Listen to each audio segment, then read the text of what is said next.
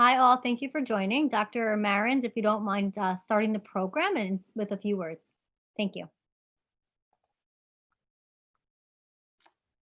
Good evening. My name is Tzvi Marins, and I feel very privileged to be moderating tonight's program. In a few minutes, we're going to be hearing firsthand a story about bravery, determination, and humanity. This is a real story that happened just a few years ago. Before we begin, I want to thank Ariella Novak, director of our JCRC, for arranging this and inviting me to moderate. And thanks to our fearless president, Lee Lasher, for introducing A.Y. Katsof to us. Before I introduce Major Katsof, allow me to speak for a moment about Federation.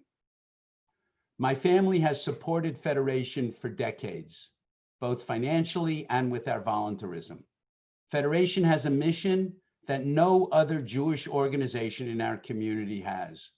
The work is vast and sometimes difficult to explain, but ultimately, Federation is the one organization that has the resources, access, and influence to address whatever needs are unmet in our community. And right now, there are a lot of unmet needs, including hunger, economic relief, protective equipment, mental health services. Federation is nimble. This has been demonstrated so clearly during the pandemic, since funds and support had to shift from existing programs like identity building trips to Israel for young people to PPE for our agencies on the front line. Seniors, day schools, young families building their Jewish identity, teens, kids, and adults with special needs all benefit from the work of Federation. The work is not easy, but it is rewarding, and it can only happen because of you. After Major Katsof shares his story, hopefully you will consider making a donation to Federation, knowing that you can have the confidence that your donation will be allocated to a pressing need that exists today. And now I would like to introduce Major A.Y. Katsof. A.Y. Katsof was born in California. However, for the past 20 years, he has lived in Israel, now with his wife Rivka and 6 children, near the town of Shiloh in Samaria. He is founder and director of the Heart of Israel, which is a nonprofit that focuses on developing educational, welfare, and aliyah projects throughout the Binyamin region in Israel. A.Y. has served in the Israeli military as an officer in combat demolition and intelligence. He studied Middle Eastern, Arabic, and international relations at Ariel University, speaks English, Hebrew, and Arabic, and is currently studying for his master's in Middle Eastern and African studies. A.Y. has many varied interests and skills, as you will see. Among them, he is the proud owner of 6 dunam of wine grapes, and he actually produces his own wine. The format for this evening will be as follows. A.Y. will present his fascinating story for the first half, then he and I will have a conversation, and then we will open up for Q&A, time permitting. So please, if you have questions, you can type them in the Q&A button. I anticipate that this entire sequence will last from approximately 45 minutes to 1 hour and have you out in time for the presidential debate.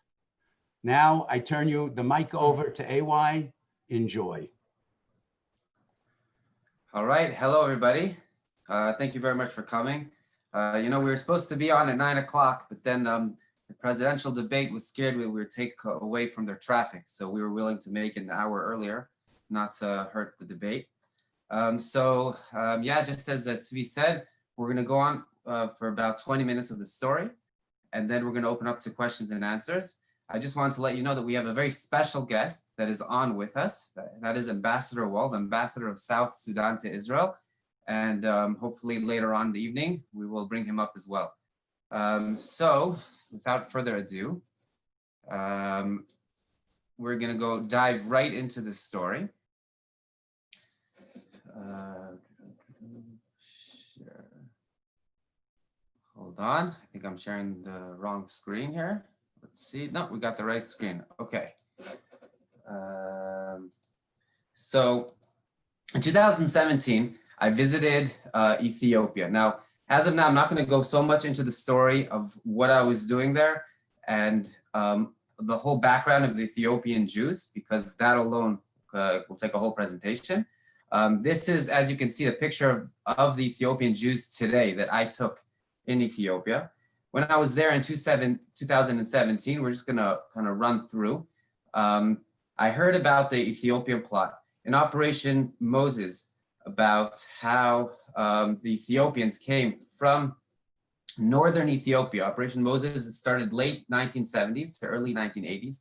They crossed the border by foot. It's about a 30-day travel into Sudan, where they had the Red Cross camps. Over there, the Mossad agents would pick them up and bring them towards Port Sudan. I'm sure many of you have seen the movie of Red Sea diving resort.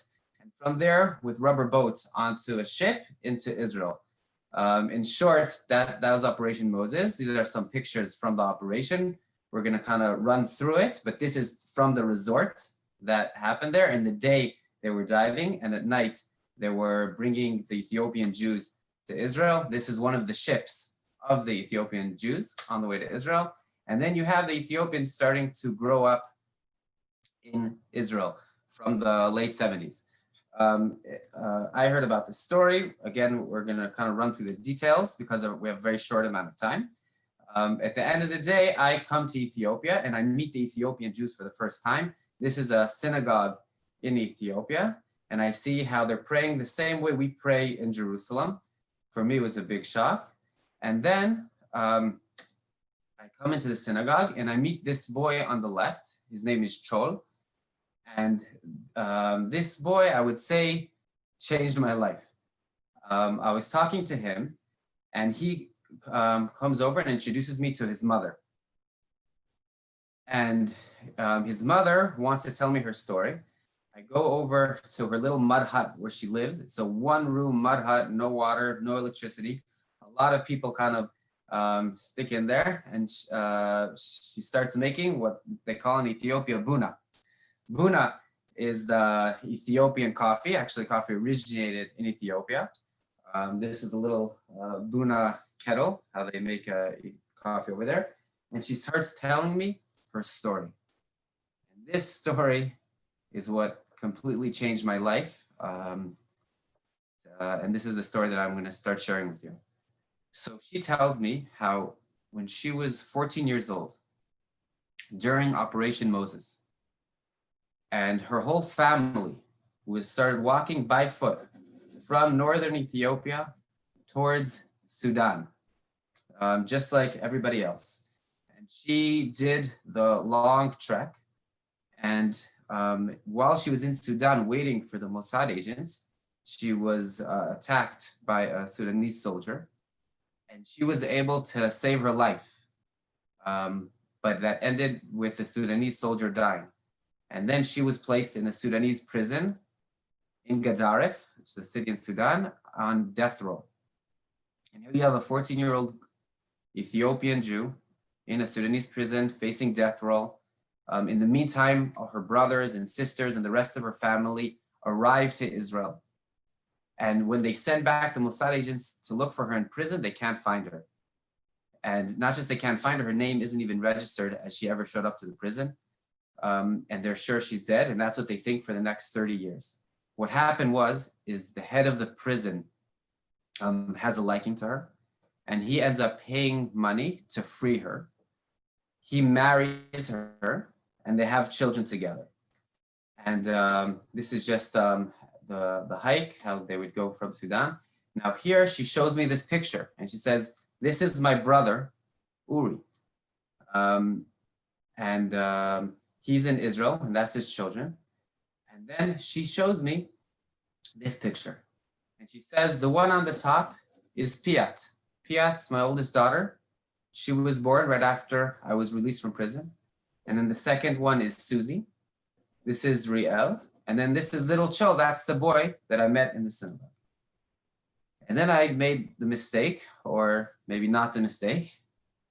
And I asked the question. I said, so where are the girls? I wanted to meet them.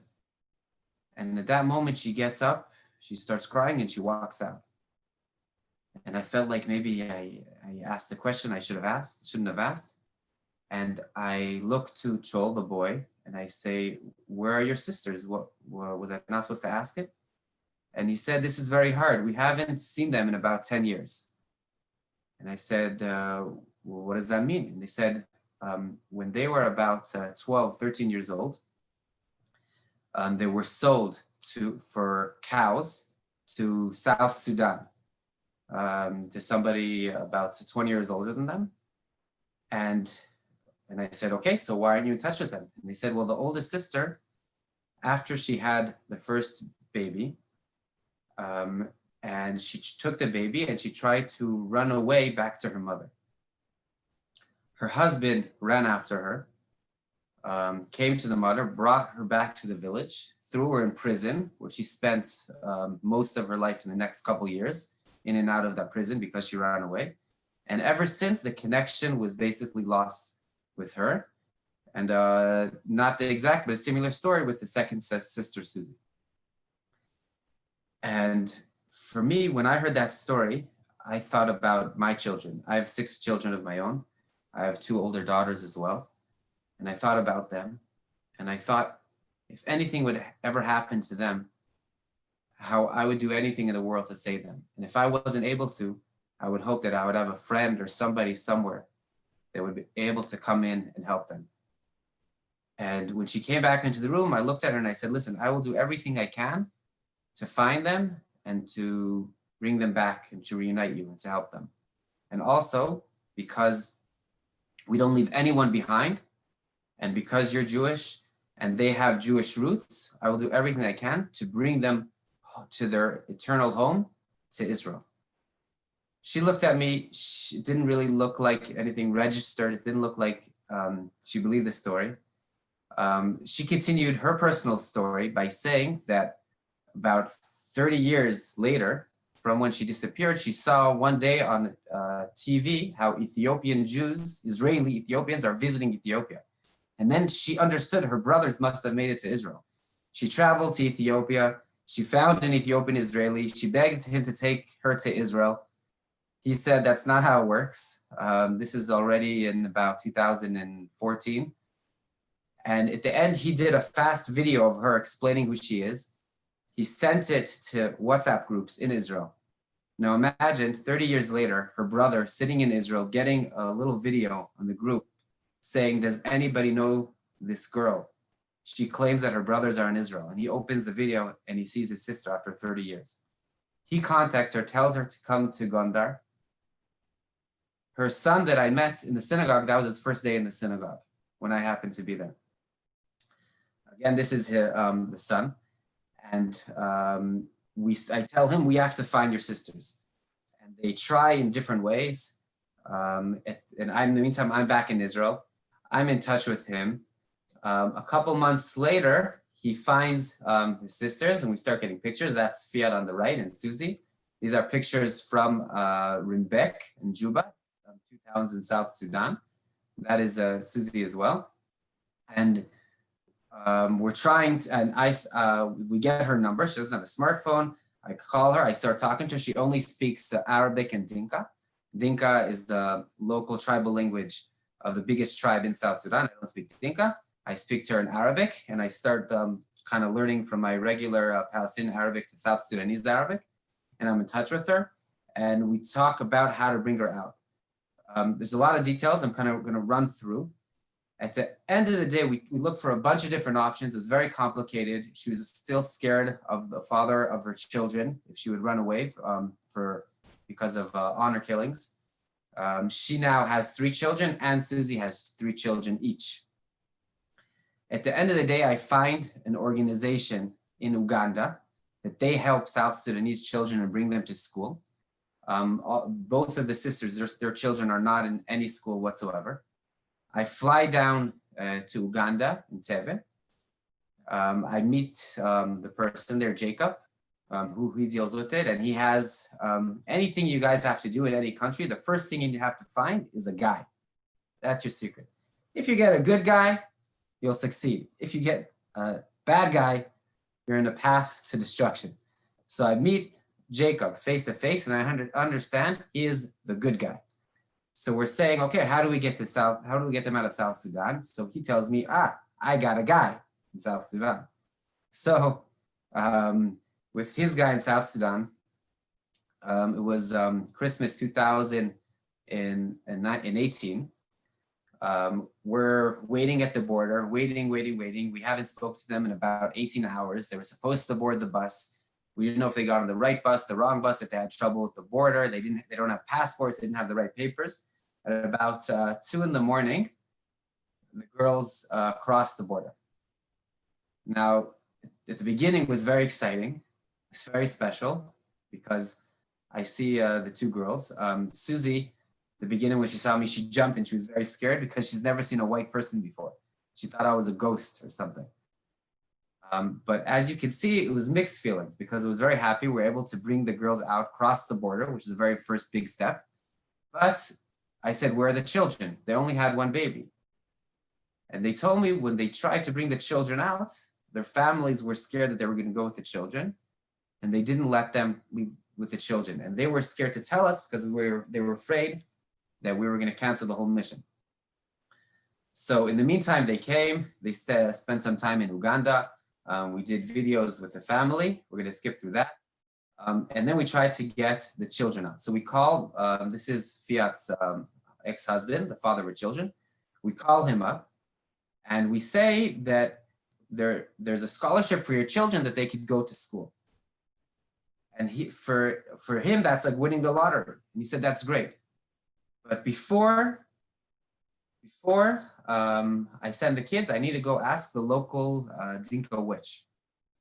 And he goes to the local Dinka witch and she tells him, don't be tempted to send your children because the mother of your children are trying to steal them. And ever since, he didn't answer the phone.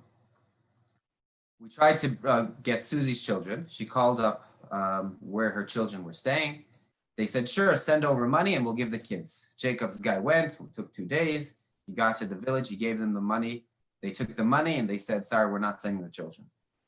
We realized we have to move the sisters forward from Uganda. There was a whole long story. They went from South Sudan, as you can see in the map, down to Uganda. Uganda, they cross over the border to Kenya. Kenya, they go to Nairobi. From Nairobi, they go to Numaila, the border city. Ethiopia, they go all the way up to Addis Ababa.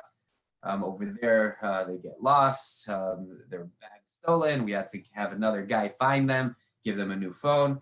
And they travel all the way to Gondar, where their mother is, 8 days of traveling. At the end of the 8 days, they reunited with their mother. It was a super, super powerful moment. Maybe we could show just like a teeny bit of this video of the reunitation with their mother. I'm going to share it with the volume. Screen, just a teeny bit.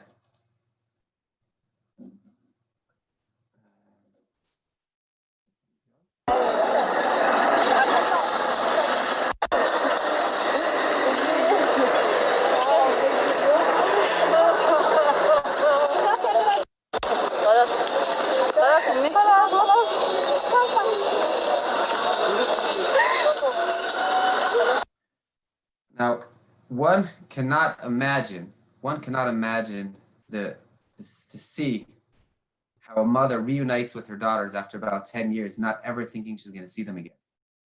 Just to see that, I felt it was enough to live just for that. To bring two daughters back to their mother was so super powerful. And I remember sitting in the office of the head of Benjamin, Mr. Israel Gantz, who I work with in the Benjamin Regional Council. He's like a governor of a region in Israel. And I showing him the video, how excited I was. And he looked at me and he said, you can't celebrate. I was like, but look what we did. He said, but the children are still left and we don't leave anyone behind. And so we kept on trying to bring the children out. We had a lot of troubles. I'm going to go through a lot of, jump through a lot of details. But at the end of the day, Jacob kept on trying to call the father. The father wouldn't answer.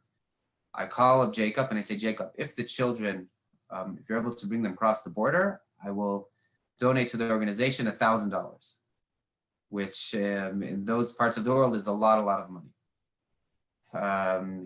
Again, Jacob was doing this because he believed in it, not because of the money, but he said, you know what, I'll try again. And he calls, and when he calls, the father answers. And the father answered, and he said, the reason why I answered, I was sure that you were my mother, because I got a phone call 5 minutes ago from her letting me know that my third child, the 5-year-old baby, just died. And she wants me to come back and bury the baby. And I was sure that you were her calling again. And he said, listen, I'm still in shock. Our baby died. Call me in a couple of days. And he calls him in a couple of days. In a couple of days, he says, listen, I'll tell you the truth. The witch told me not to send my children. But at the end of the day, I'm a Christian. And when you told me, why let my children die in South Sudan when they could live and succeed and go to school somewhere else, I understood that if God chose my children to succeed, who am I to say no? A couple more weeks passed. We sent him money for the bus. He never got on the bus. He wanted some more money. And then he said he couldn't leave without paying a debt of a lot of money. And we sent him more. At the end, we kind of felt that he was playing games and he wasn't really planning to send the children. A couple months went by. We almost gave up. And then I get a phone call Friday night. I was in the middle of Kiddush with my family. I get a phone call Friday night. I usually shomer Shabbat, but this is life and death. I answer the phone. Jacob says, I have indication that they're going to cross the border tomorrow morning. Shabbat morning, I get on a plane. I land in Uganda again. An operation left behind, number 2 starts. I get there on Shabbat, and then Jacob says, oh, at the end, they didn't come. Again, I thought they weren't going to come. Sunday, Monday, I was already looking for flights on the way back to Israel. And then Jacob lets me know they crossed the border. So we meet the kids. And then the idea is to go with the same traveling, the way the mothers did, to Ethiopia, to bring them to the mother, and then to bring them to Israel. When I get the children, so now it's 2 children because the third one died, I get 1 document. And I say, Jacob, how can I cross the border with 1 document? And Jacob says, no, you don't see in the luggage, it says +1 child. I was like, Jacob, are you serious? Is it like a hidden camera? Is this a joke?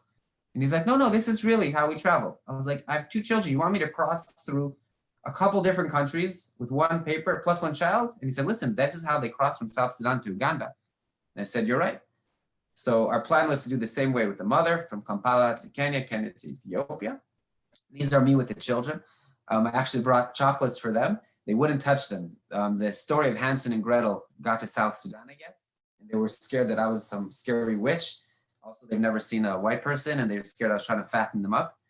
But I had something much more interesting than candy, which is a smartphone, something they've never seen. And as you could see in their faces, how amazed they are to see themselves in the picture. And then we go on this bus and we start traveling 10, 12 hours at a time. And we're starting to cross Kenya. This is their first morning. We stopped at a nice hotel, breakfast. This is the girl, her name is Ayen. Ayen is a type of cow. It's actually the first cow that was paid for her mother, and she was named after that because the tradition. And this is the first time her touching an orange. She told me that she's seen one before, but this is her first time touching one. She actually took a little nibble and she didn't like it. In Kenya, we're getting closer to Ethiopia. Again, I'm not going to go through details. One of the checkpoints, the paper of the +1 child just didn't do it. It wasn't enough. And so basically what happened is we were stopped. This is a picture that I sent to the mother. The mother, for the first time, realized that I was with the children and was on the way. This is in Kenya. We're trying to board a small plane to go to Ethiopia, where we were stopped. And basically, they arrest me for child trafficking. And they said child trafficking is a minimum of 20 years. These are 2 children, that's 40 years. I said, okay, I want to see my lawyer. They said, sure, in 4 months. That's the law in Kenya. You have 4 months to see your lawyer. So all of a sudden, I start realizing what happened here. At the end of the day, after a full day of interrogation, and things are not looking good, I connect to my connection from the Jewish agency, that he was my connection the whole time in helping me. At that moment, when he realized what happened, he basically disowned me, and he sent me an official message saying that I have nothing to do with you, and what you could be doing, what you are doing is basically could be under considered child trafficking, and I can't help you. That fell apart, and then basically I get a call from work and somebody in my work tells me, listen, you have to get back fast. And I said, what do you mean? And he said, well, come on, what's her name? And I said, what do you mean, what's her name? He's like, come on, nobody leaves another country for so long if it's not for a girl. I'm like, no, this is a real story. I have these children here I'm trying to save. And he's like, listen, all I know is if you're not back very soon, you won't have a job to come back to. And I'm telling you, you won't either have a family to come back to. In the meantime, my wife stopped speaking to me as well. And I feel like the whole tower of cards is falling down. Jewish agencies disowning me, my work I don't have, my family, I feel like it's falling apart. And at that moment, I make a decision.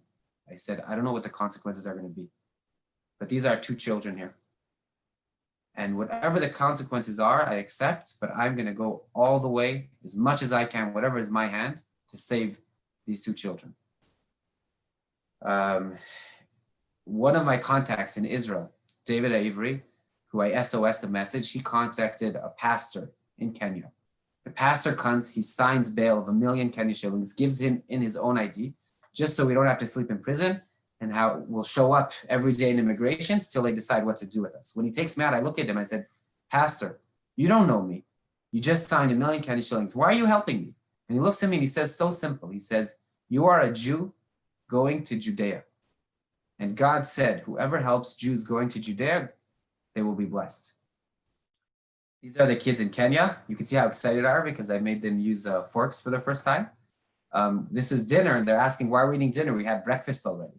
Only then I realized they were used to eating once a day. So the next morning, before we're going to immigrations, we said we're going to go to the Israeli embassy. Before we go to the Israeli embassy, we have to do a fixer-upper. I bring them to the store. I get them for the first time new clothes. This is the fixer-upper. The girl, again, looks at me and says, Inta, you also need a fixer-upper. So I do one as well.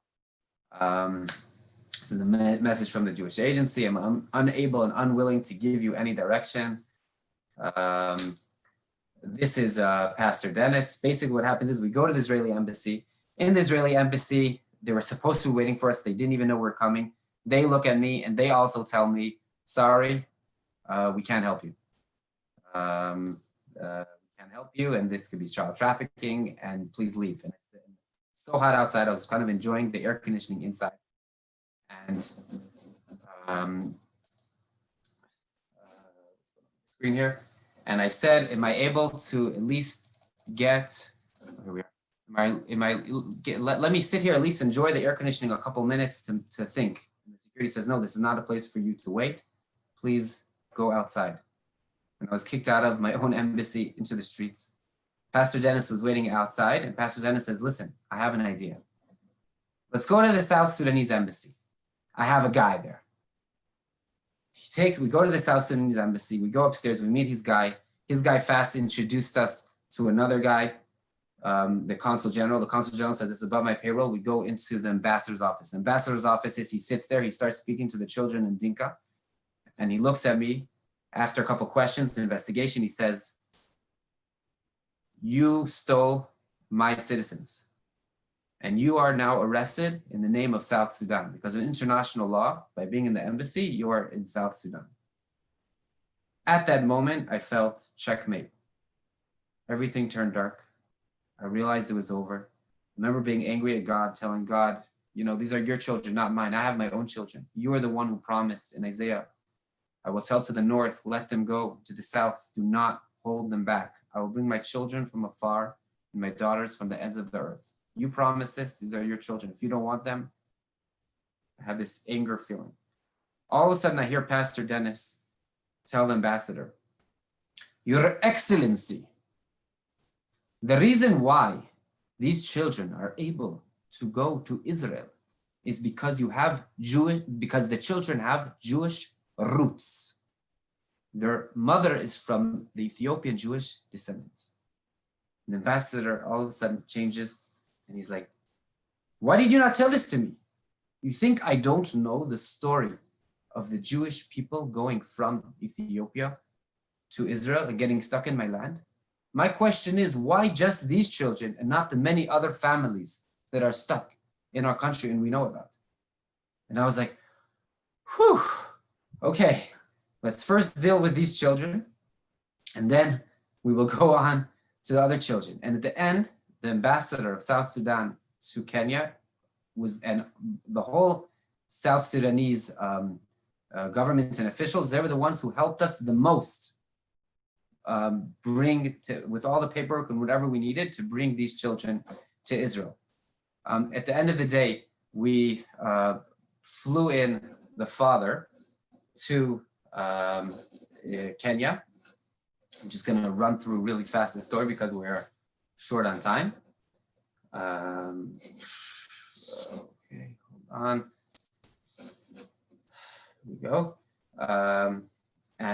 We went to the airport. This is the South Sudanese ambassador's assistant who came to the hotel. Here, Ayen, the first time she saw the pool, she went to drink the water, and then she said that it was salty. The next day, we went to immigrations. We're gonna run through it. We had some more trouble. We pick up the father at the airport. There happened to be a pastor. This is Pastor Fermo from Juba, South Sudan. He meets the father. He blesses him. I give him a donation. He explains to me the life and the hardship in Juba. And we go on to, I'm just going to run through the story. We're short of time. This is at the embassy with the father. We get all the papers. At the end of the day, they tell us that the children need to get birth certificates for the first time. They need to get passports. And if the father and the mother come to the Israeli embassy in Ethiopia, sign the documents, I'll be able to bring them to Israel. This is the children back in Rimbek. I'm going to get the documents. I'm back in Ethiopia. Again, I meet Fiat, the mother, and the grandmother. Of course, we have more buna, coffee, injera. This is an interesting story really fast. In Ethiopia, they're making matzahs. It was right before Passover. She asked me, what are these bread that they're making? And I tell her very simple, how when the Jews left Egypt, they didn't have, for a whole year, they had troubles, but when the time came, it happened right away. The same thing, you're having trouble. When the time comes, it'll happen right away. She was very familiar, of course, with this story. In the meantime, we're in Ethiopia. I'm calling the father and he's not answering for a whole week. Again, we give up and I don't know what to do. And then I remembered, I have to finish up here. And then I remembered the guy, the pastor in South Sudan that we met. I call him up and I say, Pastor Fermo, Passover is coming up. The Jews left Egypt. Right now, there's 2 Jewish children that need to leave South Sudan, which is like Egypt, to come to Israel. I split the sea already. Israel's willing to take them. We're missing one thing. We're missing Moses, and you have to be that Moses. Pastor Fermo says, blessed the Lord of Israel. I actually know a guy in the external affairs in South Sudan. He goes ahead and he meets the father, and he meets his guy. And before I know it, in the same day, I get the birth certificates, and there's, as the Israeli embassy requested, they're signed by the external affairs. And then I say, thank you. He writes to me, before anything, I just want you to bless me in the name of the God of the forefathers, God of Abraham, Isaac, and Jacob. We leave from Gondar to Addis Ababa, the capital of Ethiopia. They fly in to the Israeli embassy. We go to the Israeli embassy. Basically, the Israeli embassy says you're missing the stamp from Ethiopia. The next day we go there, there's a long line. We have to somehow get in. Inside there's even a longer line, and they say we can't stamp on it because we need the stamp of ambassador of South Sudan to Ethiopia. I go to him. He wasn't there. Basically somebody else stamped. I come back to Ethiopian immigrations. They tell me, no, this is the square stamp. We need the round stamp. I drive back. In the meantime, I call the ambassador of Israel to South Sudan. He calls the ambassador. He comes special to the office. He meets me. He gives the round stamp. I have a picture with him. And then I come back and the Ethiopian immigrations is closed already. The Israeli ambassador calls them. They come special to the office. He signs on it. We go to the Israel embassy. We sign on the documents. Everything is fine. We get the visas. This is Friday. I'm going to run forward. Sunday afternoon, before we go to the airport, this is the last scene, and then we're going to open up for questions. And we're going to bring the ambassador of South Sudan as well towards the end. So right before we go on the plane, I look at the documents and I see wait, the names don't match. The names of the children are all their South Sudanese names, and the names of the mother, Fiat, is all new names that they gave her. And I call my contact in Israel and they say, whatever you do, don't let them on the plane together. If they come on together, they're going to say that it's a forge in the names and you're going to be stuck in Ethiopia. And they said, whatever you do, don't either go on just you and the kids, because Ethiopia is cracking down on child trafficking. So what do? I take the papers, I give it to the mother, to Fiat, and I say, Fiat, remember the story of the matzahs? I said, now is your time. Today, you are going to land in Israel, and my friend will pick you up at the airport. And she looks at her children, and she says, and what about my children? And she says, listen, your children might come today, they might come tomorrow, they might come in a month. I will stay here, and no matter what happens, I will be with your children. She didn't understand, and she said, I don't understand, but so far I've trusted you and I've got this far. She turns around. 45 minutes later, she calls me up. She says, I'm waiting to board the plane. I took a deep breath and I said what we call in Hebrew, Ala chaim v'ala mavet. Let's go for it. Let's try. We'll give it our best. I take the children. I go through the ticketing. We had some trouble over there. And then we got through the ticketing. We go through security. And then we're standing in front of passport control. I don't really have a plan. But in front of me, I see the passport control agent, that his job is basically to make sure that somebody like me doesn't walk through with children that are not his. All the verses in Psalm that I know by heart are going through my mind. I feel kind of like Rosh Hashanah, the day of judgment. And he's going to decide to write me in the book of go or the book of no go. And I stand in front of him and I put the passports without kind of any plan, just kind of hoping that I would go through. And all of a sudden he stands up and he looks over the podium with great suspicion. And he looks at the children and he looks at me and he says, are these your children? And then everything froze. What am I going to say? What could I tell him? And I've kind of felt like, okay, this is the end. And then all of a sudden I kind of felt myself saying, and I picked my suit and I showed him the pin, this Israel flag, and I said, these are Israel's children, and they sent me here to bring them home. And I saw him sit back down, and he shook his head no, like this, and then he said, how could I be part of this country that sends people all around the world to bring their children back? As he says this, I hear the stamping on the passports. I take the children, I start going up the escalator to the gates, and then the little girl's hand kind of slips through my hand. She sees the moving steps, she starts freaking out. In one hand, I pick up the boy, the other, I'm running down trying to pick up the girl, and she's pushing me away because she's scared of the moving steps, and I'm hoping that immigration isn't gonna realize what's going on. We run up to the gate. We see the mother, she's sitting there with her head between her knees crying right outside the plane. Tap her on the shoulder, she realizes that the children are there and that we're gonna board the plane together. We board the plane, we landed a couple hours later, and they're waiting with a sign from us, welcome home. And this is the first time she realized that she's not just going to another country, but she came home. And then she made Aliyah at the airport. This is already with my children at my home. They came right to my house. They stayed at my home at the beginning. I'm teaching Yen what nail polish is, teaching Boo Boo what a bike is. And this is my whole family. A year ago, Rosh Hashanah, my wife and kids, Piat and her children. And we don't have time, maybe another time, we could tell the story about Susie and her kids. But just we should let you know, we don't leave anyone behind. And a couple months later, another whole long story that we're not going to talk about today. Susie and her children land in Israel. Beautiful. Yeah. Wow. So AY, this is an extraordinary story, and I can't help but think during the whole time what a unique people we are. That we have, we're not just a religion, we're a people, and people like no other. Mi kamocha Yisrael. We're people who we have absolutely nothing to do with, nothing in common with, except for a shared heritage. And you went really at extreme lengths to save this family. And it's an extraordinary story. I have a million questions. I'd like to ask you these questions and have rapid fire so we can get to some of the other ones. First of all, I want everybody to understand that AY, it's now what time? 3 o'clock in the morning or 4 o'clock in the 4 morning? to 4. Yeah. So thank you for waking up in the middle of the night and keeping your children asleep. Why are there still Jews, very rapidly, why are there still Jews left in Ethiopia?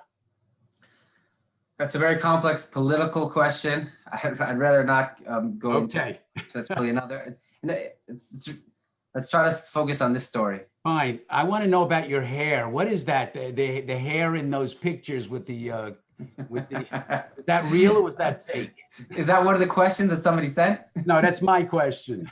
Okay, so the truth is, when I was there, Jacob told me you have to blend in and you have to do extensions and do that hair. Now, I don't know if he was serious or if he had a bet on the side with one of his friends if he could get the white guy to put rastot on his hair. Okay. What about funding? How did you get funding for this? Was there sponsorship for this from governmental organizations? And as a corollary to that, why did the government representatives basically disavow you? So that's a good question. The funding, I'll tell you straight out. There's also a whole long story. We have like no time. I'll tell you very, very straight. The first funding came is I had a pastor in my home on Hanukkah after my first trip to Ethiopia, pastor from Georgia. He was visiting Israel, Hanukkah, and when we light the Hanukkah candles, we do like a wish. And I see my oldest daughter, she's crying by the candles. And I asked her, why are you crying? And she said, I made a wish that next Hanukkah, we will light the candles together with Piat Susie and her children. And I said, well, why are you crying? And she says, I don't think it's ever going to happen. This is when we were already just talking to them on the phone. And the pastor at the meal, he took an envelope out and he said that at his church in Atlanta, Georgia, he talked about his friend AY, who's helping Ethiopian Jews come to Israel. And somebody came to him after and said, I want you to bring this to him to help you. That was the first seed money. Later on, when I was in Ethiopia, Uganda, Kenya, and I was stuck and my credit card was maxed out, not working anymore, I called different friends, all different friends throughout New York, Florida, Henoch Mester, Simon Gatan, Zina, and Martin Cohen. And I said, I need something right now. And they said, here's the credit card, go for it. So you had private, some private funding. So why did the government or the government representatives not take to this?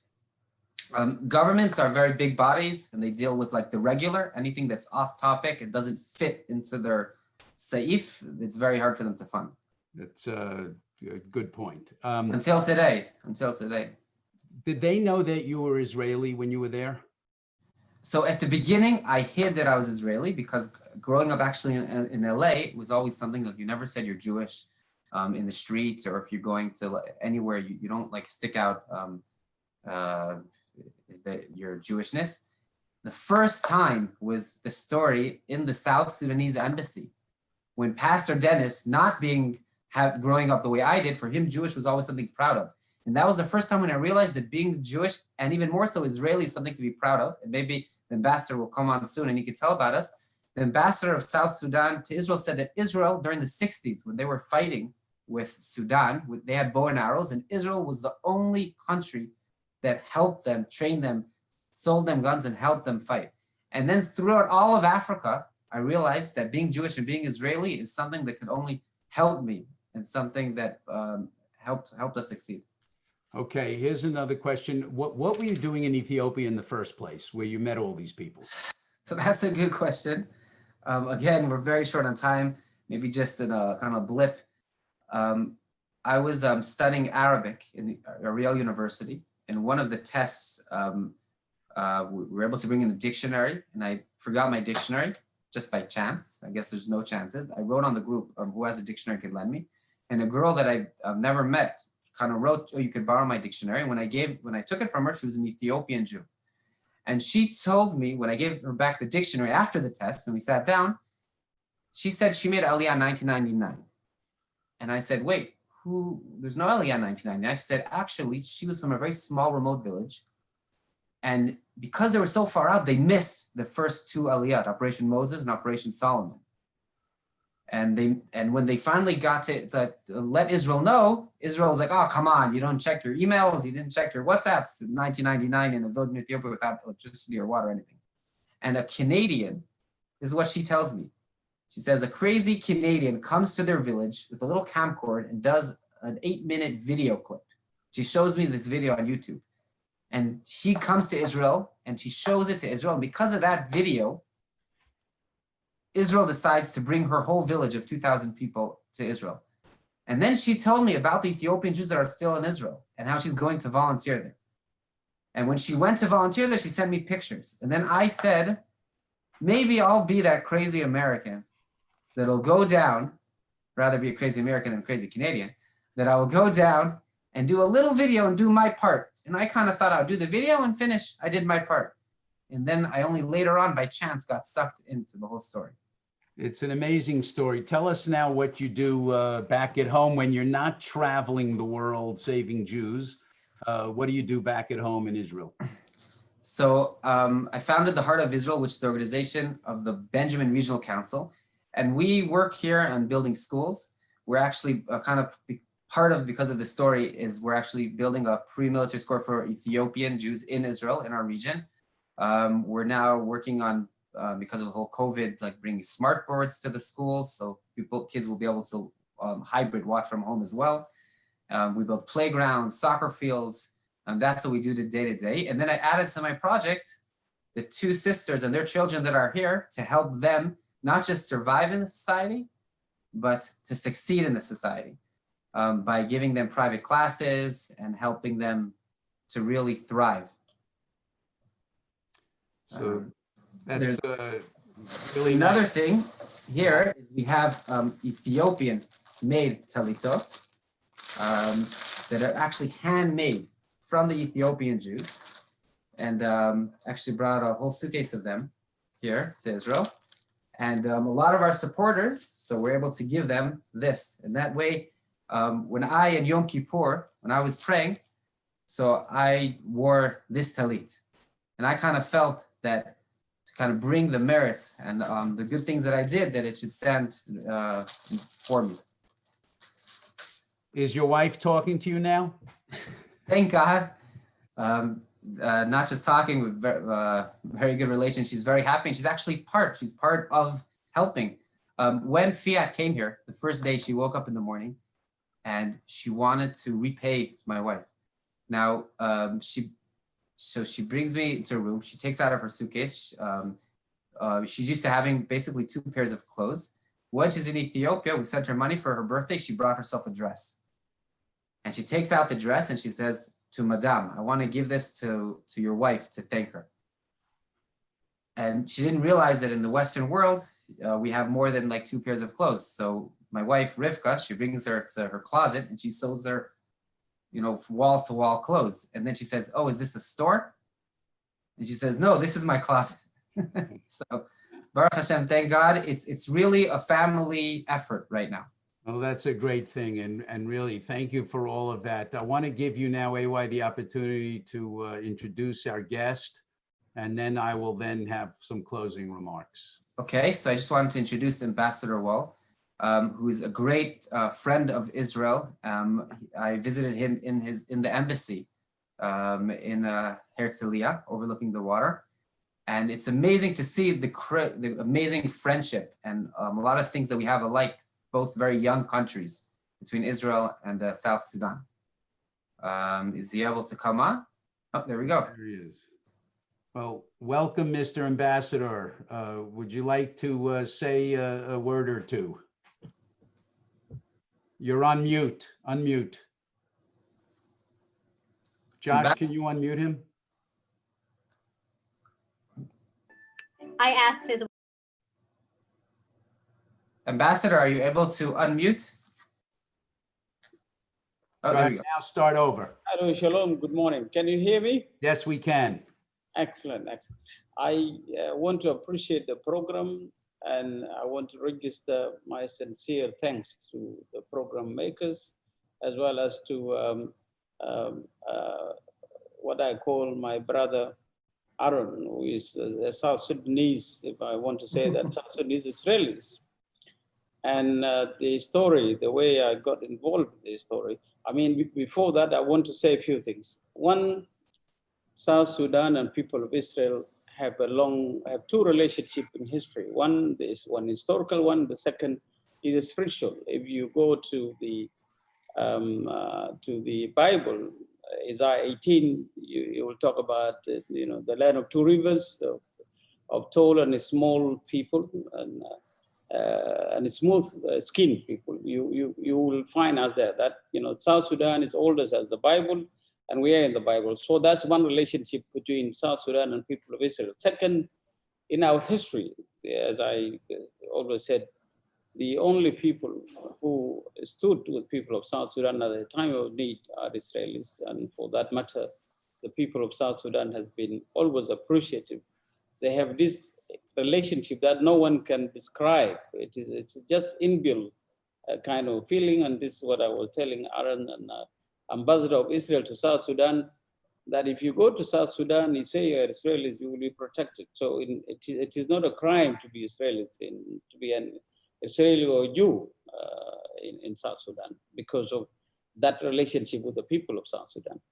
The third point I want to make is I want to thank Aaron personally, that a person of his character has gone his way to help a family. And in fact, legally in Israel now, we have about 9 South Sudanese Israeli citizens who are South Sudanese origin, but it is because of Aaron that they are here, united with their families. That is a human factor in Aaron's character to have taken that. Anybody can do that, but I think nobody can do what he has gone through. So I want to appreciate that. And I have always, I'm appreciative of him coming to the embassy. We have welcomed him to the embassy. We have seen some of the children. I was part of the reception of the last group.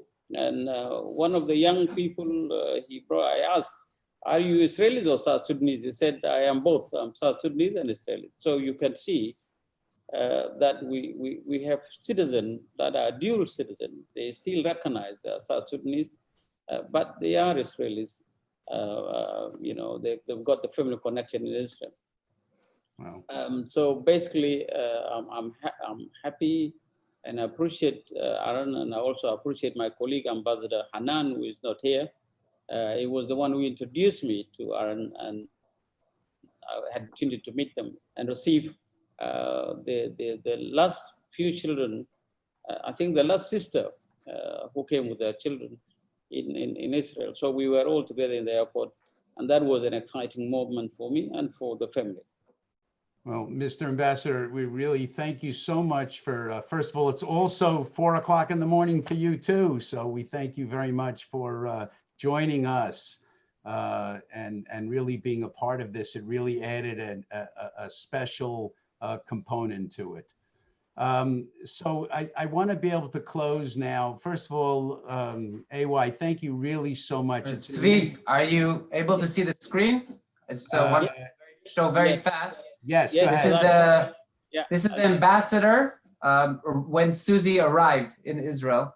And he's also in touch with the children. As he said, these are the South Sudanese Israelis here in Israel.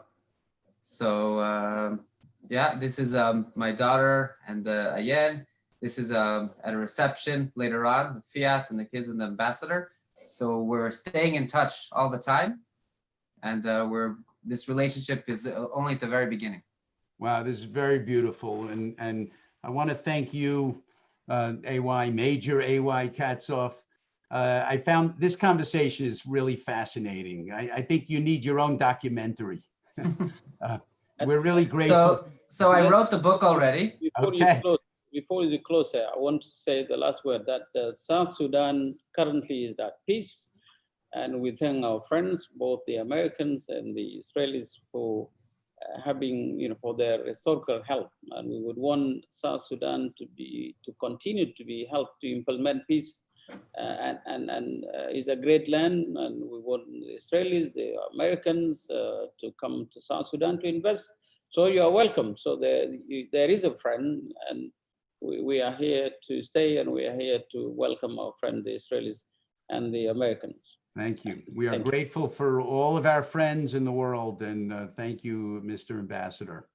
Thank you. So, AY, you wrote the book already. When it comes out, you should send us a link, and we'll send it out to everybody. You know, what I find is not only your courage and determination, but it's really about Ahavat Zion and Ahavat Yisrael, the loving of Jewish people. And I, you know, want to thank you for everything that you've done. And I also want to thank everybody who attended this evening. I found it to be inspirational and very informative.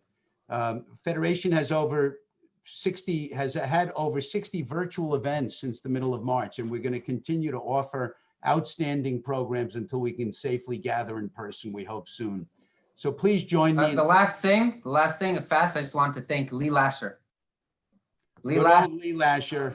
He was a supporter from the beginning, from the very, very beginning of the story. I would send him messages, and he's one of our root supporters. And as soon as the story happened, when it ended well, he invited us as well for the story. Which is great. We hope this is the beginning of an ongoing relationship. So please join me in supporting Federation. My gift to Federation is one of the best investments that I can make in the community, and I know all of you will feel the same way. I thank you for being part of this. Be safe and have a good night. Thank you. Thank you.